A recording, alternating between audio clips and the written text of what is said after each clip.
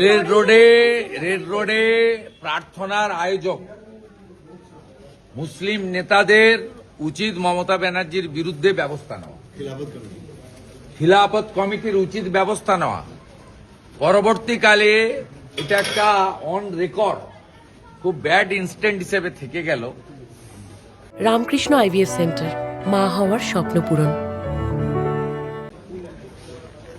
ঠিক মোহাম্মদ আলী জিন্না সোহরাবুর্দিরা যে ভাষায় কথা বলেছেন আজকে তিনি করেছেন, এবং ইসলাম ধর্মের মানুষরা 1 মাস ধরে তারা উপবাস ব্রত পালন করেছেন, করে তাদের যে প্রার্থনার মাধ্যমে আজকে রমজান মাসের পরিসমাপ্তি ঘটিয়েছেন, সেই মঞ্চকে যেভাবে রাজনীতিকরণ করলেন মুখ্যমন্ত্রী, এরপরেও যদি খেলাফত কমিটি কলকাতা রিয়াক্ট না করে তাহলে আমরা ধরে নেব মমতা ব্যানার্জির এই রাজনীতিকরণ এবং মৌলবাদে উস্কানি ঘৃণা ছড়ানোর কাজে তাদেরও সমর্থন আছে।